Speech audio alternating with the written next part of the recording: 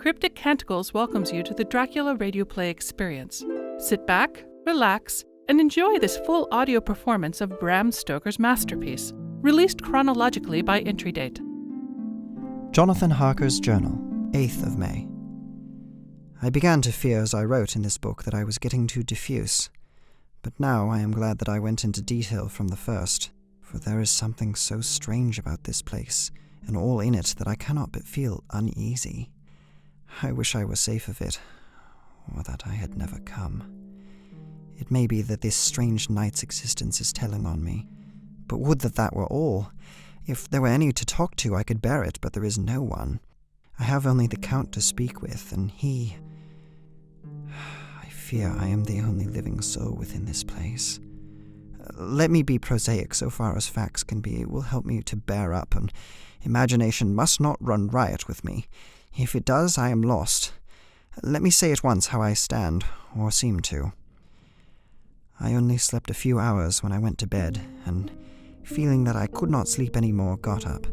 I had hung my shaving glass by the window, and was just beginning to shave. Suddenly, I felt a hand on my shoulder, and heard the Count's voice saying to me, "Good morning." I started, for it amazed me that I had not seen him since the reflection of the glass covered the whole room behind me. In starting, I had cut myself slightly, but did not notice it at the moment. Having answered the Count's salutation, I turned to the glass again to see how I had been mistaken. This time, there could be no error, for the man was close to me. I could see him over my shoulder, but there was no reflection of him in the mirror.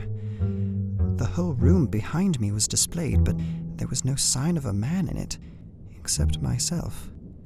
This was startling, and coming up on the top of so many strange things was beginning to increase that vague feeling of uneasiness which I always have when the Count is near. But at that instant I saw that the cut had bled a little, and the blood was trickling over my chin. I laid down the razor, turning as I did, half round to look for some sticking plaster. When the Count saw my face, his eyes blazed with a sort of demonic fury, and he suddenly made a grab at my throat. I drew away, and his hand touched the string of beads which held the crucifix. It made an instant change in him, for the fury passed so quickly that I could hardly believe it was ever there. Take care. Take care how you cut yourself. It is more dangerous than you think in this country. Then, seizing the shaving glass, he went on. And this is the wretched thing that has done the mischief. It is a foul bauble of man's vanity. Away with it! And opening the window with one wrench of his terrible hand, he flung out the glass, which was shattered into 1,000 pieces on the stones of the courtyard far below. Then he withdrew without a word. It is very annoying, for I do not see how I am to shave unless in my watch case, or the bottom of the shaving pot, which is fortunately of metal. When I went into the dining room, breakfast was prepared, but I could not find the Count anywhere, so I breakfasted alone. It is strange that, as of yet, I have not seen the Count eat or drink. He must be a very peculiar man. After breakfast, I did a little exploring in the castle. I went out on the stairs and found a room looking towards the south. The view was magnificent, and from where I stood, there was every opportunity of seeing it. The castle is on the very edge of a terrific precipice. A stone falling from the window would fall 1,000 feet without touching anything. As far as the eye can reach is a sea of green treetops, with occasionally a deep rift where there is a chasm. Here and there are silver threads where the rivers wind in deep gorges through the forests. But I am not in the heart to describe beauty, for when I had seen the view, I explored further. Doors, doors, doors everywhere, and all locked and bolted. In no place save from the windows in the castle walls is there an available exit. This castle is a veritable prison, and I am a prisoner. Jonathan Harker's journal continued. When I found I was a prisoner, a sort of wild feeling came over me. I rushed up and down the stairs, trying every door and peering out of every window I could find. But after a little, the conviction of my helplessness overpowered all other feelings. When I look back after a few hours, I think I must have been mad at the time, for I behaved much as a rat does in a trap.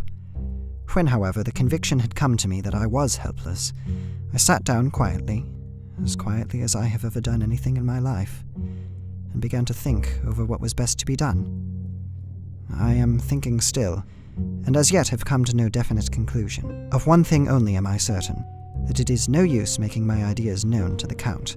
He knows well that I am imprisoned, and, as he has done it himself, and has doubtless his own motives for it, he would only deceive me if I trusted him fully with the facts.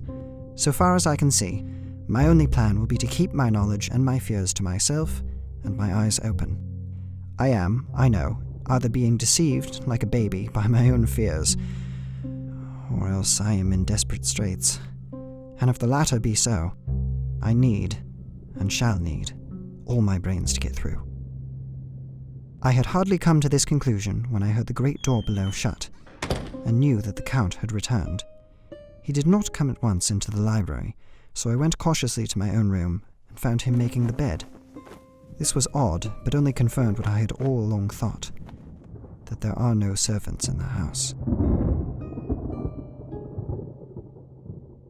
When later I saw him through the chink of the hinges of the door laying the table in the dining room, I was assured of it.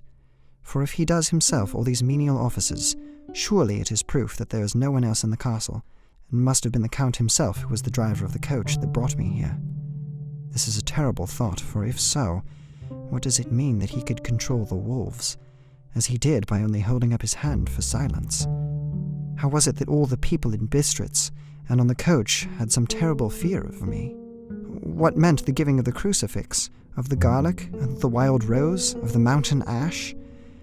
Bless that good woman who hung the crucifix round my neck, for it is a comfort and a strength to me whenever I touch it. It is odd that a thing which I have been taught to regard with disfavour and as idolatrous should in a time of loneliness and trouble be of help.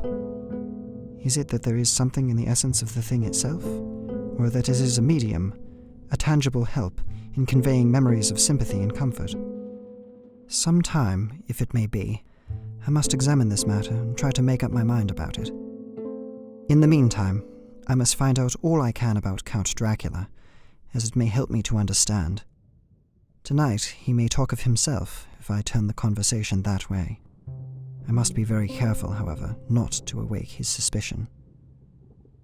Midnight. I have had a long talk with the Count. I asked him a few questions on Transylvanian history, and he warmed up to the subject wonderfully. In his speaking of things and people, and especially of battles, he spoke as if he had been present at them all.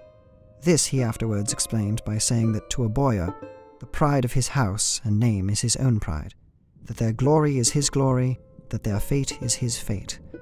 Whenever he spoke of his house, he always said we, and spoke almost in the plural, like a king speaking. I wish I could put down all that he said exactly as he said it, for to me it was most fascinating. He seemed to have in it a whole history of the country. He grew excited as he spoke, and walked about the room pulling his great white moustache, and grasping anything on which he laid his hands as though he would crush it by main strength. One thing he said which I shall put down nearly as I can, for it tells in the way the story of his race. We Sikhs have a right to be proud, for in our veins flows the blood of many brave races who fought as the lion fights for lordship. Here, in the whirlpool of European races, the Ugric Tribe bore down from Iceland the fighting spirit which Thor and Woden gave them, which their berserkers displayed to such fell intent on the seaboards of Europe, aye, and of Asia and Africa too, till the peoples thought the werewolves themselves had come. Here too, when they came, they found the Huns, whose warlike fury had swept the earth like a living flame, till the dying peoples held that in their veins ran the blood of those old witches, who, expelled from Scythia, had mated with the devils in the desert. Fools. Fools! What devil or what witch was ever so great as Attila, whose blood is in these veins? He held up his arms. Is it a wonder that we were a conquering race? That we were proud? That when the Magyar, the Lombard, the Avar, the Bulgar, or the Turk poured his thousands on our frontiers, we drove them back. Is it strange that when Arpad and his legions swept through the Hungarian farmland, he found us here when he reached the frontier? That the Hanfoglash was completed there? And when the Hungarian flood swept eastward, the Sikis were claimed as kindred by the victorious Magyars, and to us for centuries was trusted the guarding of the frontier of Turkeyland. Aye, and more than that, endless duty of the frontier guard. For, as the Turks say, water sleeps and the enemy is sleepless.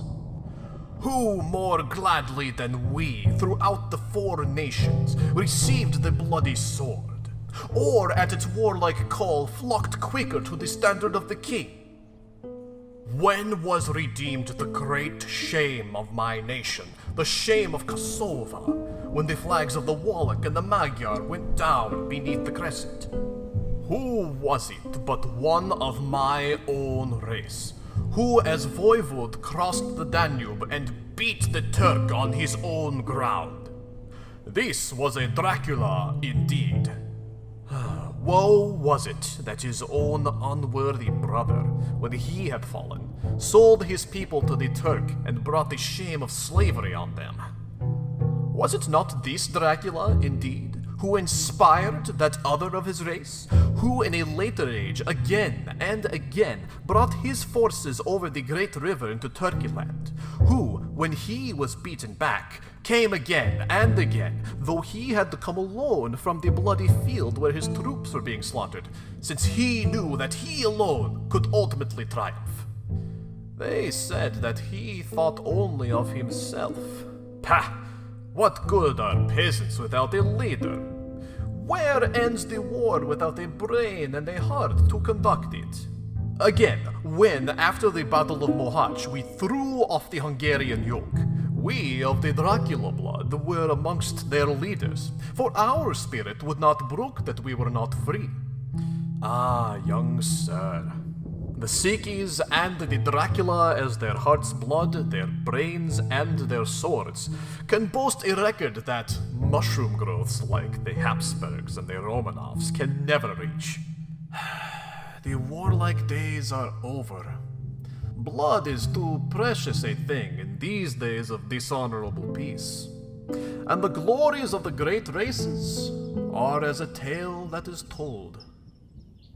It was, by this time, close on morning, and we went to bed. Memo. This diary seems horribly like the beginning of the Arabian Nights, for everything has to break off at cockcrow, or like the ghost of Hamlet's father.